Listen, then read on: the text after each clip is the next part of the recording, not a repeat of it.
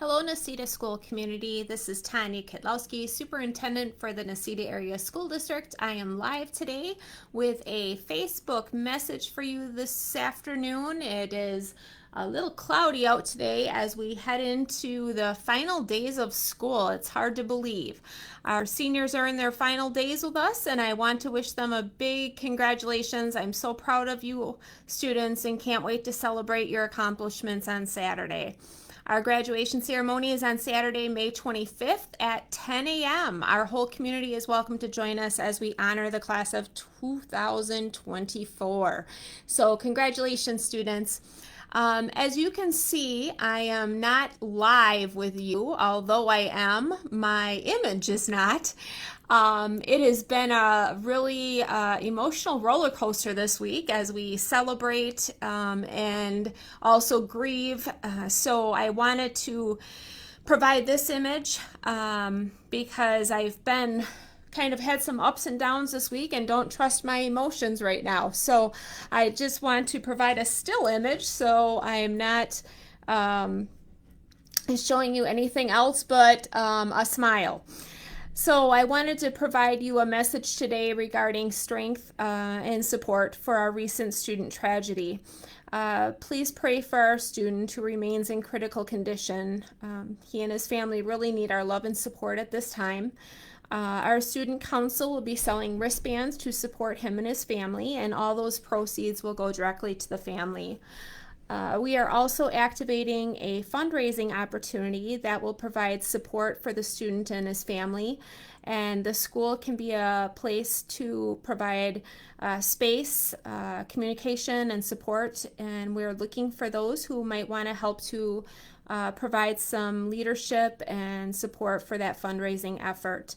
If you're interested in helping with that effort, just let us know, and I will work with you directly with that.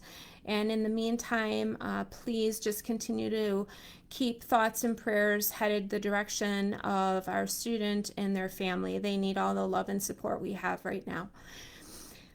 I also wanted to directly confront some speculation today about the connection between this particular tragedy and the recent passing of our 12th grade student who took her life in the last couple months here. I have spoken with her mother, and this mother is still grieving, and she does not want the association with any idea that her daughter was bullied. Callie has her own story, and it is a kind of disrespectful venue for anyone to make up stories about her. She has her own. So please give this family some grace by allowing them to grieve and to maintain the reality of their own circumstances. We want to maintain that for their family and the memories they have with their particular child. And so please continue to keep that family in your prayers as they continue to grieve their loss as well. As our school community deals with any kind of a tragedy, I want to help us refocus on our commonalities, as I try to do quite often as we experience any crisis. Every family in our school district has different values or things that are important to them. However, I think we can all agree that we want our children to know they are loved. This has been a priority in our district for as long as I've been here and will remain a priority as long as I'm here. Every single child, no matter who they are born to, no matter where they live, no matter what their circumstances, every child deserves to know they are loved. I might also add that every person deserves to know they are loved, but especially our children. This unconditional love does not mean there are no expectations and consequences for poor decision making. It simply means we need to love our children through these learning lessons. You can ground a child and still show them you love them. We can suspend a child and still let them know they are cared about and will come back with a fresh start. People can be held accountable and still know they are loved. For example, we focus a lot on restorative practices. This idea is that if a relationship is broken, due to words and actions, we are going to have kids work through these differences. This doesn't mean there are no consequences for actions. It just means that we want our children to develop skills for resolving conflict. It is empowering for a student to be able to stand up for themselves during the restorative process so the other student knows how they felt by the student's actions. Too often we are all behind screens and narratives and images, and we're not willing to handle conflict with good face-to-face discussion. We create narratives that promote anger and hostility without realizing that lasting change doesn't come from meeting hate with hate. If my sister's mad at me and she hurts my feelings, I can't come back at her with hate, or we'll never resolve anything and our relationship will be broken. I need to step back from the situation, empathize, and reconnect with love. This is how she realizes her mistake and experiences an example of handling her emotions the next time. Holding a real face-to-face conversation with both sides of an issue, offering an apology and offering forgiveness, and maybe even actually agreeing to disagree. There is power in conversation and sharing in solutions. There's power in resolving issues and conflict with respect and love. In the end, we all live with one another, and mutual respect can go a long way in solving issues together. This restorative process helps to build stamina, perseverance, and resilience when conflict in life is created. Our children need to develop this resilience as they confront a world which creates anger and fear around every single corner. Raising children is the hardest, most important job in the entire world. It is hard work to be angry at a child's decisions or actions and still model love. We as adults are also only human. Love doesn't have to be big things. It doesn't mean we have to go to a water park or take some extravagant vacation. Love can mean I'm sitting with my child and listening to him without our phones or other distractions. It's taking a walk together and laughing about memories that you've shared.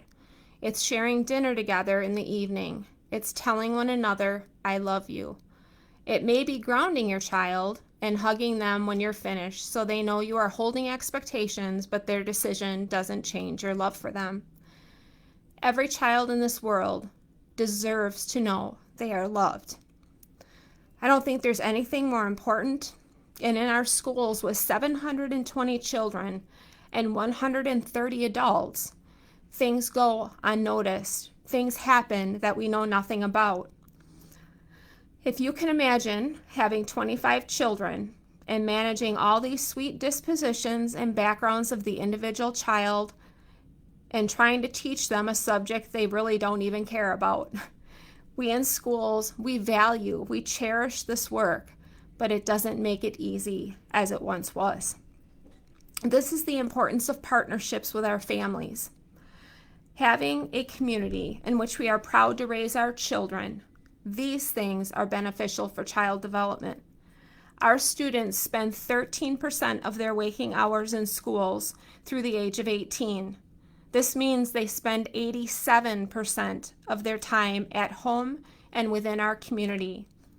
The partnerships between schools, home, and community is so very important. We can't do a good job of unconditionally loving our children without mutual support and love for ourselves. Please be reminded, loving our children unconditionally doesn't mean we don't hold them accountable for their actions and decisions. This is part of learning and how we interact with society and our world. However, our families, our important families, are crucial in helping to confront any issues we have at school. Our children will face conflict, other mean humans, fear, and anxiousness. How we partner to help them develop resilience is crucial, and this involves both expectations and unconditional love. As part of my message today, I'm going to address some questions that have been asked in the previous couple of days. I feel it's important time to share these answers publicly as a way to provide reassurance to those asking the questions and to share our resources so people are aware of the support we have in place for children and families. Questions have come forward regarding what mental health supports we have at our school. It is timely to reshare this information so as people need resources, they can access the things we have available. We are so incredibly blessed to have the largest mental health support system of any school I'm aware of. We have 2 external counseling vendors coming into the school to provide services for our children and families, a strong relationship with our county behavioral health services department, a contracted family therapist who is working with students, staff, and families and providing after-school support for those in need, a school counselor, a social worker, a new school resource officer, and Coconut, her therapy dog, a social emotional learning coach at the middle school and behavioral interventionist at the elementary school, a school psychologist, and an anonymous reporting system for anyone in our school community or beyond that needs to share concerns about an individual child or a family in need. Beyond this, we truly do have a loving school culture in which our staff consistently go above and beyond to support our children. There are countless examples of this throughout the school year. A teacher purchasing a bed for a student, a bus driver buying students ice cream, a kitchen employee hugging a crying child. There are just hundreds of ways, and I would wager to say thousands, I have watched our staff interact with children because they love them. The next question that has been asked is how students, families, and others can report a concern about a student or child in our community. We have a confidential way, if a person wants to remain anonymous, for a person to communicate with us regarding a concern they might have. There is a reporting form which I have shared with families, students, and on our school website called Student Concern Reporting Form. I placed this on the homepage of our district website so it is easily accessible by anyone. Anyone can share information with us if a child or family is in need. Once this information is shared, we immediately respond to the concern using one of the resources we have in place, or conduct an investigation regarding the assumptions that were shared. You are also able to contact us by calling the school directly.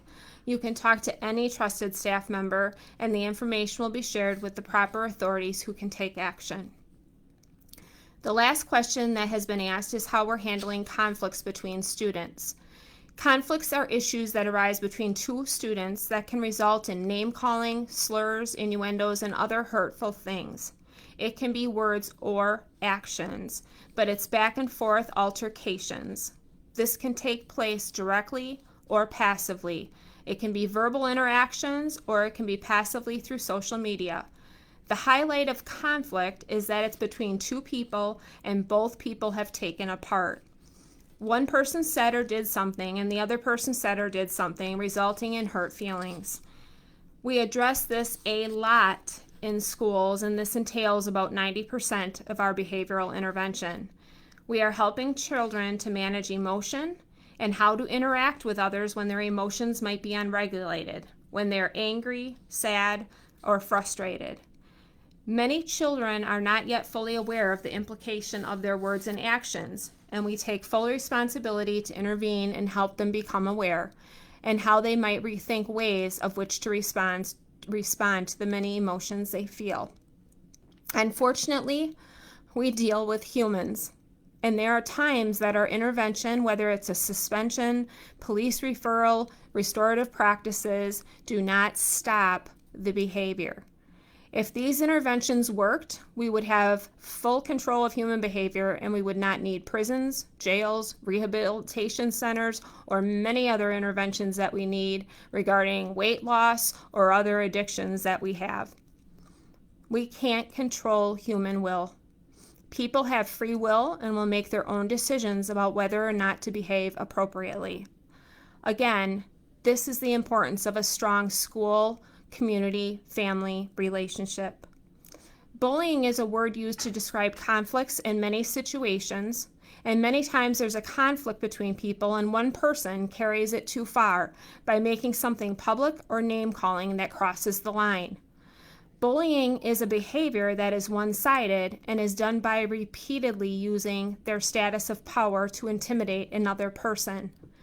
Our work in schools primarily deals with conflicts between students or back and forth between students, and at some point one student gets very frustrated and makes a report. There are, of course, situations in which students do bully, and there are not two sides that have been contributing to the result or the consequence, such as suspension, law enforcement intervention, a report to DHS, or even an expulsion. Sometimes those things do happen. Most of our children have full access to any piece of information they want to retrieve. They have cell phones with internet access. The internet is a dark world full of hate, violent, explicit images, and predators who thrive on access to our children through gaming sites and other social media and chat rooms. There are many opportunities for our children to be bullied or to bully through social media. I see it with adults who are regulated. If I could blow up Snapchat, it would not exist. This app has been the most destructive means for bullying that's taken place in my time in education. I personally believe no child should have access to Snapchat, period. Other applications and platforms can be monitored and should be monitored, especially if you are a parent paying the bill for the phone. It is your phone, and you can download protections that can monitor your child's cell phone activity, and I encourage you to do this. I've had many conversations with parents around how to protect their child from the darkness of social media. If you want support in how to do this, please just reach out to me, and I'm happy to help you with strategies and parent apps that can help protect your child. Lastly, our children deserve to see us model the same love we have for them. When you have a concern, let's work on it together. None of us are perfect. I don't know one perfect human being that exists. And we can help each other through the conflict, through the issues, through all of the things that we deal with as humankind in today's society. Please don't make assumptions about things you read or see on social media. It is a cruel place to gather facts.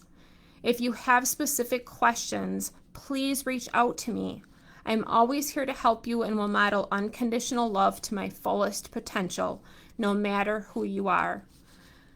I hope my message today is received with the truest intent of my heart, which is to provide an example of love for our children and our school community.